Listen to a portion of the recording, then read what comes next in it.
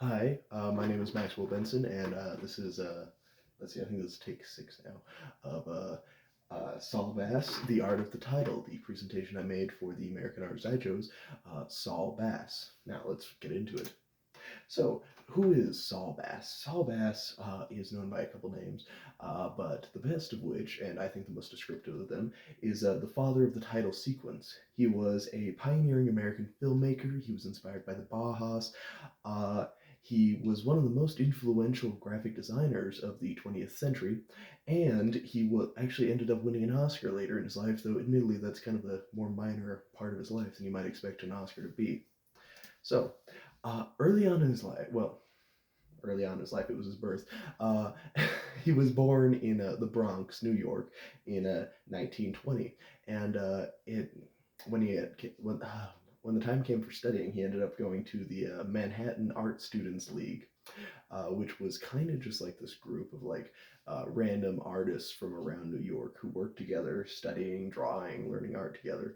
It was actually kind of less of a professional environment, and more of like a it's almost like a recreational group, like more like a club than anything.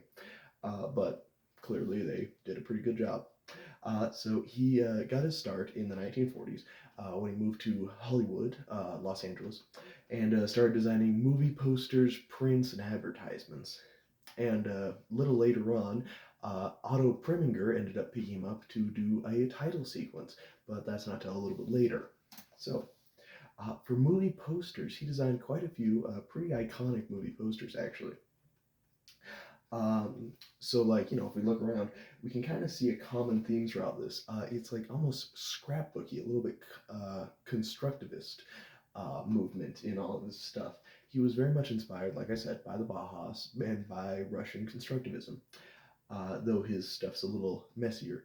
And I actually think that the fact that his stuff was a little messy, while still being, relatively simple to look at, kind of gives it almost like this, like, I don't know if visceral is the right word, but like it touches you in the feels. It gets you in the gut. It's like a gut reaction. Like that's meaningful. So like I said a couple times, I guess, he was influenced by the Bajas and by Russian constructivism, and thanks to the fact that in the 1940s and 50s, things were starting to change in the film industry, he could actually kind of be more creative with some of his stuff, more creative than people had been in, say, like the 20s and the 30s. Uh, the whole scene was kind of getting a little more fluid. So I actually set up a comparison here between Johannes Eaton's Zweig- Zweigling, and Saul Bass's title card for The 7 Year Itch, a movie with Marilyn Monroe. And I kind of went with these because, like, they're squares. You can tell that there's some very obvious influence there. But if we look beyond just the simple squares, there's some definite, like, they're both very simple designs that are just designed to be minimalist and a little bit abstract. Even though this one is a little bit more, material. Saul Bass is a little more material, and like I said earlier, a little more scrapbooky, which is just how I would describe most of his stuff, honestly. And then here's another comparison between his stuff and some constructivist art by the Stenberg brothers. I want to make sure I said that right. And once again, his stuff's a little more messy, but you can definitely see some influence there. Constructivism, a lot of it was actually based on the idea of like combining like photo elements, like actual pictures, with some basic, like, not basic, but some clean cut vector art, which is what we see here. And I like to think that we can definitely see some of that going on in here with these very clean lines, contrasted nicely by this guy who definitely could have been hand drawn, as well as all this text or I think on posters it's called copy for some reason. Uh, all that text that also could be very well hand drawn. So um, now we get to the title sequence part, the fun part, even though I actually like his posters more than his title sequences. Um, but while working on the movie Carmen Jones, that was directed by Otto Preminger, he ended up getting asked to do the title sequence because Preminger really liked his posters that he was making for the show. And after making the title sequence, Bass kind of just fell in love with the whole process of making the titles. And that's good because everyone else also liked his titles that he made. They were really good. Um, and he came up with a really famous quote, I think like 20 years after he first started doing title sequences. He believed that the audience's engagement with the show should begin at the very second the show begins. Can you guys see that all right? I think you can. Yeah. So, Bass's artistic style and ideology kind of revolved around the idea of making things interesting, engaging, and original. And those ideas took on a couple of very different forms at times. He liked to balance simplicity with originality, which really I feel like is just a good idea for graphic design in general, because you never want anything to be too complicated ever. And the like I said earlier, the influence of the Bauhaus and of Russian constructivism definitely made him more lenient and more willing to use abstraction in his art and storytelling.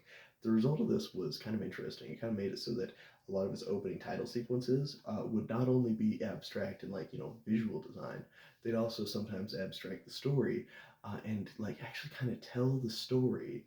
Uh, in a metaphorical way even before like the actual movie and plot began. So I actually I chose two movies that did this really well and kind of highlighted them. This one is more graphic focused. So he helped to make the movie, or well, he designed all the stuff for The Man with the Golden Arm, which was a movie about a recovering drug addict who was trying to go straight and become a professional drummer. And so what he designed was actually this little arm here that I also used a little earlier in the presentation for some just visual stuff on the side.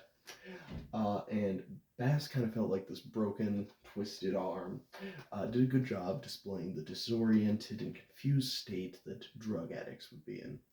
And he thought it made an excellent design for the film because of that. Also because, drummer, you gotta use the hands, right?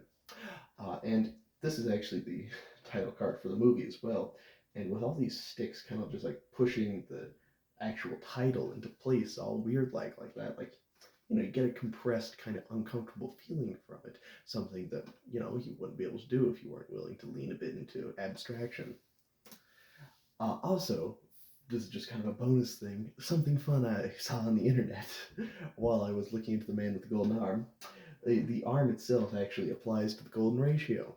So apparently, even if you're doing weird abstract things, you still can't ignore fundamentals. Maybe I bring this up because I don't like abstraction, I don't know. But now you know the golden ratio. It really is everywhere. The second movie that he did, that I want to talk about, that did a really good job with the title sequence and stuff, was Walk on the Wild Side. Now, it was a 1962 movie that it was kind of about like love and seduction. It was kind of supposed to feel like sultry and like back streets, like the main character worked in like a brothel, so it was all very love, lust, seduction kind of thing. And the title that he did was he just followed a black cat around with a camera as it like stalked down some alleyways and stuff. Followed by some, saxophone music, just made the whole thing feel very sultry, very, that you might watch while like laying sideways on a one-armed couch with a black velvet blanket or something. And the result was very good. In fact, a lot of critics actually said that his opening sequence was better than the actual movie. Maybe not the best thing for the director to hear, but certainly a good thing for Bass to hear. So here's actually just a couple like different shots from it. You kind of get the feel from it. It's a black cat in black and white, stalking down the alleyway.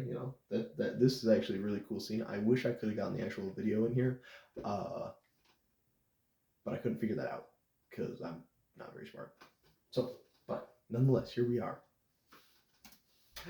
He did a lot of title sequences. I listed off a couple: North by Northwest, Man with the Golden Arm, Psycho, Grand Prix, 9 Hour Shawarma, Cape Fear, Goodfellas, Casino, Carmen Jones, like I said, Anatomy of a Murder, he did a lot in his 41-year career.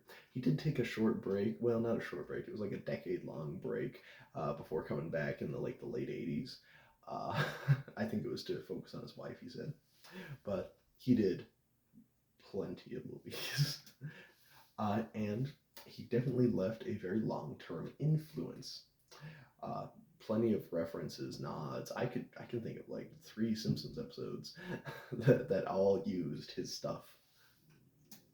So just a couple like notable ones. Catch Me If You Can, which actually, if this logo that I, you know, stole to make this slide look cool, if that looks familiar, that's actually because it is from the movie Catch Me If You Can, except for, instead of long-term influence, it would say Catch Me If You Can. I don't know if I need to explain that part.